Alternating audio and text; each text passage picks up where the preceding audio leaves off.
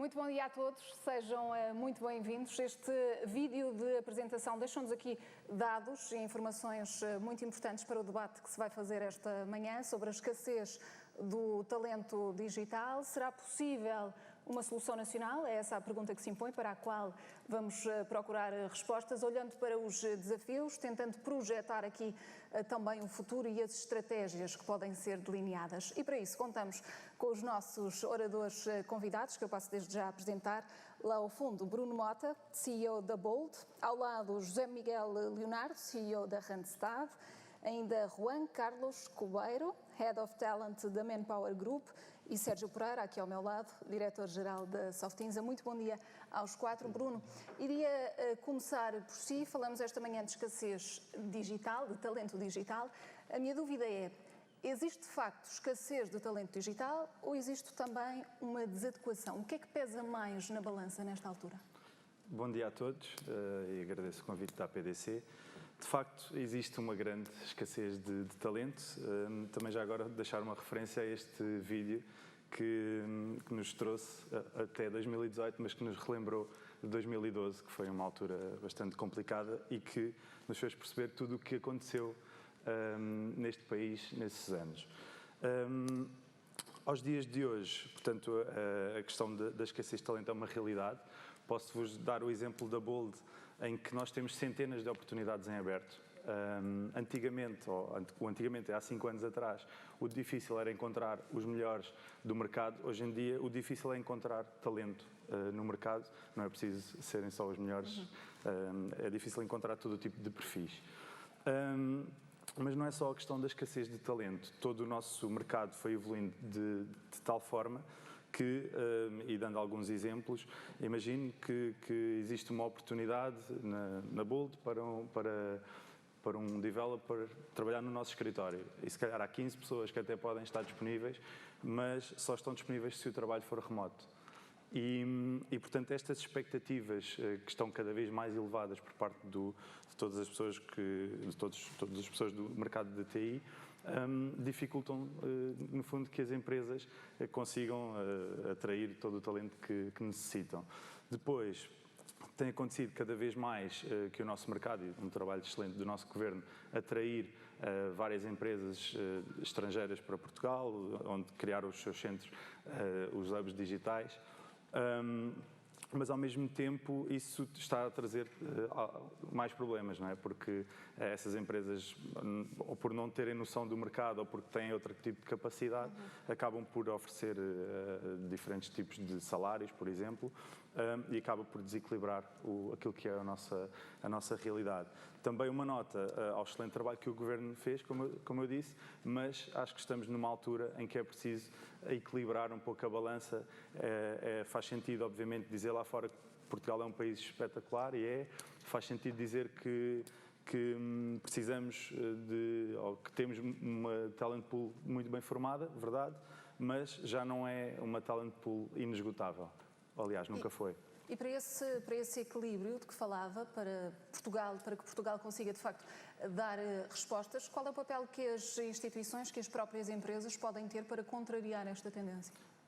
Bom, existem várias soluções. Eu acho que não há só uma única, não há uma não é? chave. Não, e aliás vimos alguns exemplos aqui no vídeo. Passa por reconverter pessoas, se bem que tenho alguns comentários a dizer sobre isso também. E já lá vamos. Portanto, reconversão de pessoas, mais formação, maior atração e, no fundo, a questão do employer brand, a questão da cultura. Acho que isso também é fundamental na parte da atração, não só atrair as pessoas que já estão no nosso mercado para que venham para o mercado, ou que estão no mercado português para que venham para o mercado de TI, mas também atrair pessoas de outros países, que aliás, como há pouco falávamos, está a acontecer cada vez mais em todas as empresas. E, enfim, esses são apenas alguns exemplos, mas acho que as empresas já estão nesse caminho. José Miguel Leonardo, pegando aqui na questão da reconversão, também a Randstad tem desenvolvido um trabalho de cruzamento de dados para poder aqui também antever aquelas que são as necessidades. As empresas estão preparadas para esta mudança? Estão preparadas para uma reconversão? Bom dia. As empresas têm que estar preparadas para a sua própria reconversão, para a sua própria transformação. Mas eu preferia entrar pela parte, digamos, mais individual. A questão maior que nos devemos todos colocar é se nós próprios estamos preparados para nos reconvertermos, em termos latos. Porque a transformação que está a ocorrer e que, mais uma vez, fazendo referência ao vídeo que vimos, em tão pouco tempo, tanta coisa mudou em Portugal. Apesar de termos uma economia que ainda não é estável, se é que porventura alguma vez esta coisa da economia estável poderá voltar a suceder, até a nível global, mas o que tem acontecido é uma transformação, em alguns temas até bastante violenta, em que nós, seres humanos, temos alguma dificuldade em acompanhar. Esta transformação ocorre dentro das empresas, as empresas têm que estar preparadas, nem todas estão preparadas, algumas mais avançadas que outras. Não estão porquê? O que é que tem estado a falhar? Não dão atenção aos dados? Não evoluem porquê? Sabe, todos nós temos, e as empresas ao fim e ao cabo são formadas por indivíduos. Todas as empresas, exatamente, e a sua própria cultura, o seu legado, faz parte do dia-a-dia das organizações. Sair da zona de conforto é algo de muito difícil. E se é difícil individualmente, a soma de todas estas partes torna que as empresas reinventarem-se é algo de muito complicado. Mas tem que acontecer. E não há escusas para que tal não aconteça.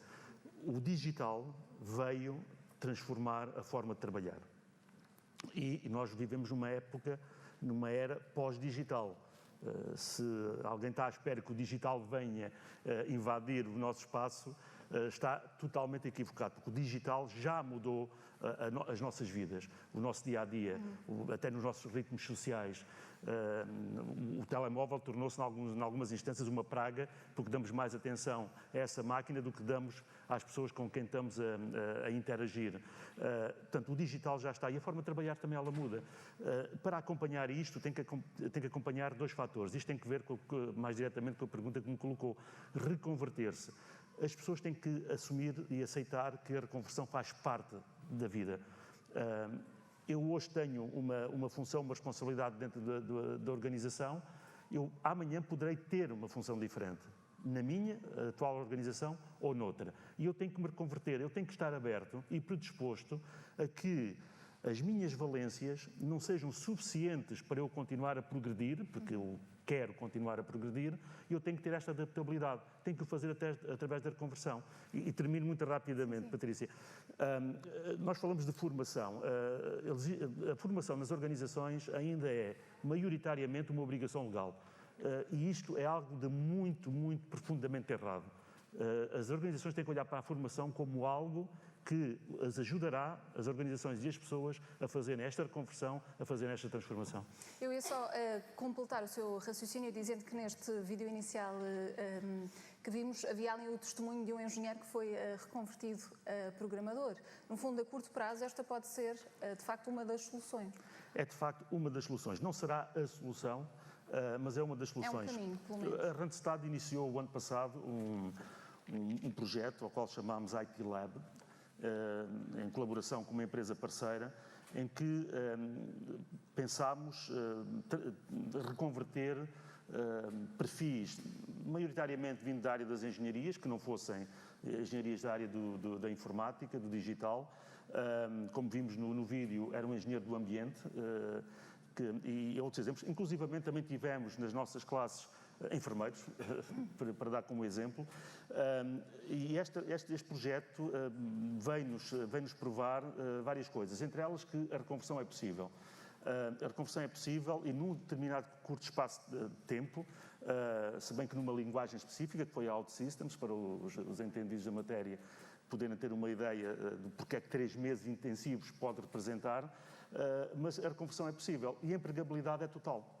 Portanto, nós neste programa o que fazemos é, num programa de 3 meses, fazemos os nossos candidatos, os nossos estudantes, obterem uma certificação e assim estarem preparados para entrarem no mercado de trabalho como programadores desta linguagem específica. A taxa de sucesso tem sido elevadíssima. mas também porque, e este é um fator que eu gostaria de enfatizar, nós investimos muito no processo de seleção destas pessoas que pretendemos reconverter profissionalmente. O processo de seleção é muito profundo, inclui várias dinâmicas de grupo, assessments de vários tipos, mas onde, para mais do que a aptidão técnica, que não a têm ainda, nós tentamos avaliar a aptidão enquanto atitude, ou seja, incide muito sobre os soft skills. Soft skills esses que é algo fundamental no dia de hoje e alguém diz, e quanto a mim com perfeita razão, que devemos recrutar atitude porque as aptidões adquirem-se e treinam-se. Aproveitava para passar a palavra ao Juan. Juan, buenos días. Buenos días, buen día, Patricia. A Portugal. Siguiendo esa línea, lo que es al final el talento digital, ¿hay un perfil que está definido? Well, I don't know if better in English, maybe because all of you speak English. I think every talent is digital talent now, because all of us have all kind of tablets or whatever. And when we're talking about scarcity of talent, the data we give to the World Economic Forum in Davos every January is, in the world, it's 47%. That means almost half of the position is very difficult to be covered, to be fulfilled because of lack of this digital talent. I come from Spain, which is 23, but we will go even with high unemployment, unfortunately, we'll go to the 47, and there are some countries with 80% of scarcity of talent in Asia, in the US, and so on. So, well, at first I have to say congratulations to Portugal, because the transformation you've made in the last 5-6 years is amazing. It's wonderful. But there is a question here, which is, can be a national solution. And we think that you can have a national solution in 5 different trends. First off is for Portugal to be a talent magnet. You've reversed the trend of immigrants, immigration, and so on. So you have to attract the best talent in the world. And as you've said, that you have very good conditions for that. Food, climate, people. But you have to be more and more visible in the world. And I dare to say, even we in Iberia in general, we have to lose some complex, because sometimes we think we are losing the battle against Anglo-Saxons, and we can be Latins in general, even more creative, with more curiosity. So talent magnet is one thing. Another one is talent experience. Portugal has a talent experience. We've seen that digital talent has a lot to be with work-life balance, with all kinds of compensation, not only monetary rewards, so the experience has to be different. The third one is to be a hybrid ecosystems in terms of generations. You've made a point on training with different people, not only millennials, but generation baby boomers, generation X, and so on. The fourth is Formação. It's what we call the skills revolution 2.0. That means we all have to learn, and there's a new word called learnability, the ability to learn. So Portugal has to be a trademark in learnability, to learn.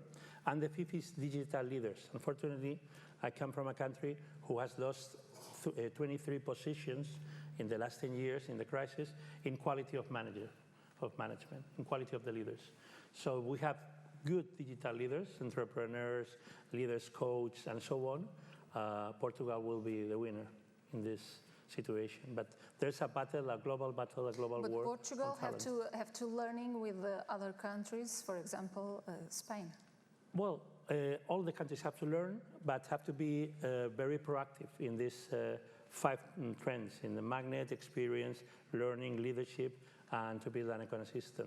But I really think that Portugal has an advantage, but has to put a clear focus on that.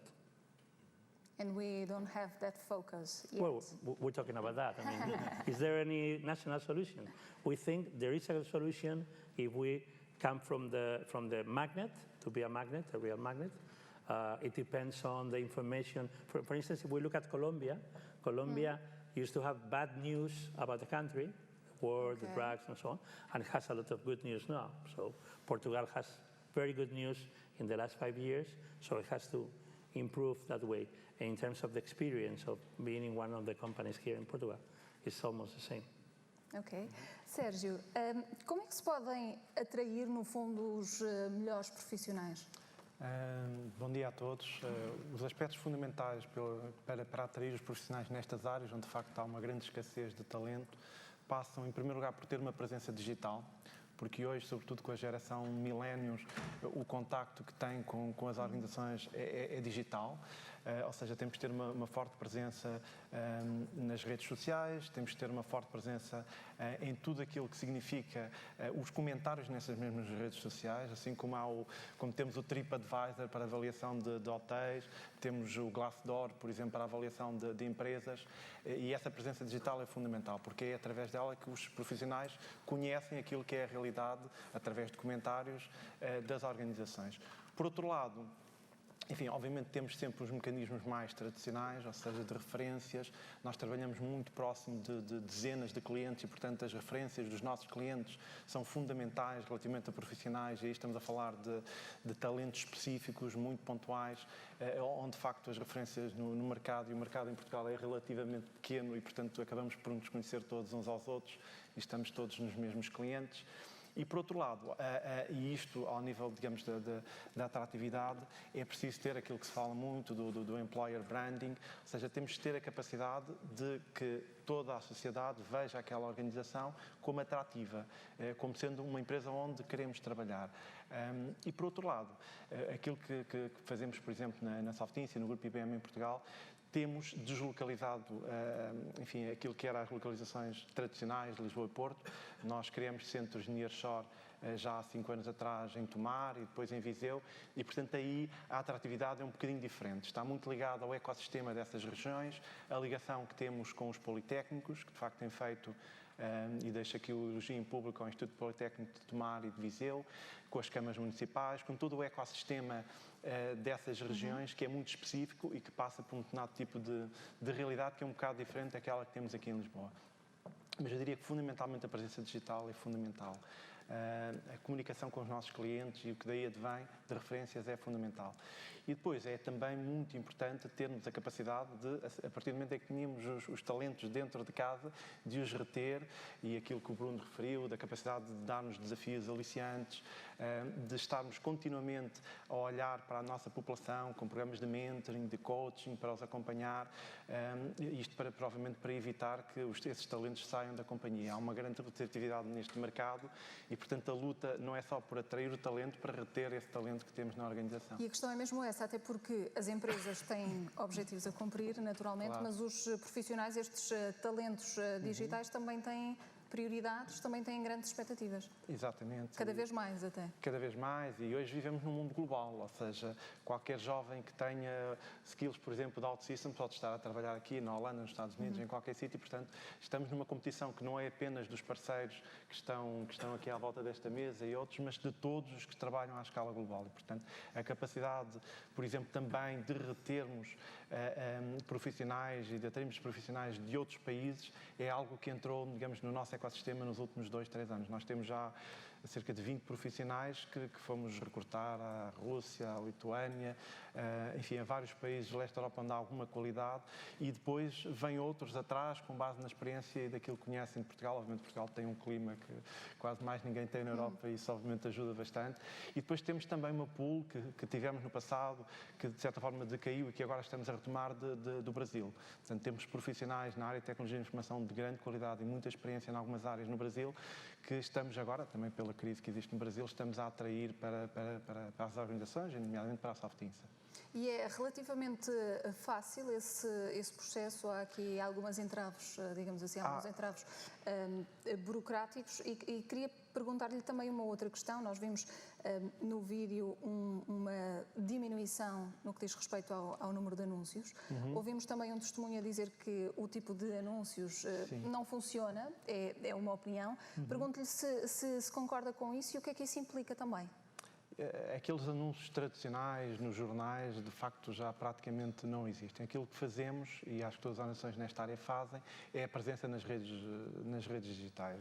LinkedIn, contactos diretos, através, obviamente, da publicação de anúncios, tudo isso é a prática habitual e a tal prática que se retroalimenta, ou seja, quanto mais tivermos brand awareness, quanto mais profissionais, não só aqueles que queremos atrair, os que temos, mas também aqueles que saíram, temos que olhar para todos os que, entretanto, vão saindo da organização para que deixem uma boa imagem da organização, porque nesses sites do Glassdoor e outros é muito fácil, toda a gente, é totalmente democrático, as pessoas podem dizer o que quiserem, do que quiserem e, portanto, temos mesmo que ser genuínos naquilo que fazemos para que depois esses comentários, no fundo, funcionem a nosso favor.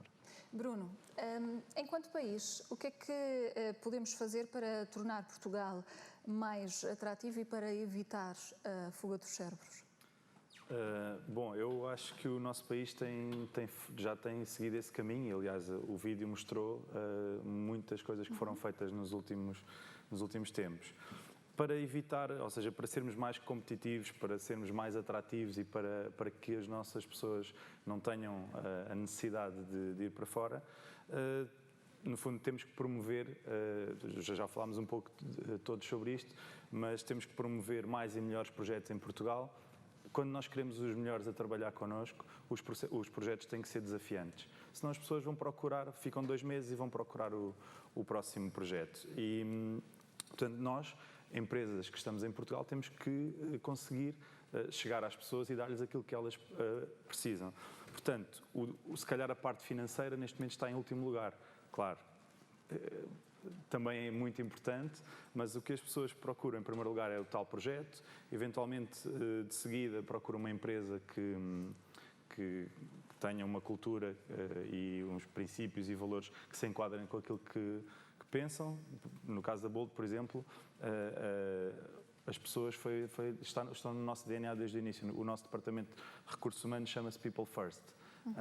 E isso, de certa forma, faz a diferença, porque nós vemos cada pessoa como uma pessoa e não vemos aquelas pessoas como fazendo parte de todo o mercado. No fundo, nós preocupamos-nos com o José, com o Manuel, com a Sara e isso é que faz toda a diferença e procuramos para cada uma dessas pessoas que estejam, no fundo, no seu habitat e com as suas expectativas satisfeitas. Depois, enquanto país, acho que o país ajuda, não é? As pessoas vêm para Portugal porque temos excelentes condições, uma excelente qualidade de vida, temos boas praias, boa comida, isso já toda a gente sabe. E depois a questão da formação. As pessoas gostam de sentir que estão a aprender, gostam de sentir que a sua carreira está a evoluir. E pronto, já sabemos que a questão da carreira hoje em dia já é limitada, que as pessoas até ficam 2, 3, 5 anos e depois vão para uma outra empresa, mas enquanto passarem em cada uma das nossas empresas, pelo menos que sintam que nós fizemos a diferença nas suas vidas e nas suas carreiras. Portanto, há aqui um conjunto de coisas que temos que fazer. Acho que estamos nesse caminho, mas claro, precisamos de continuar a melhorar todas as que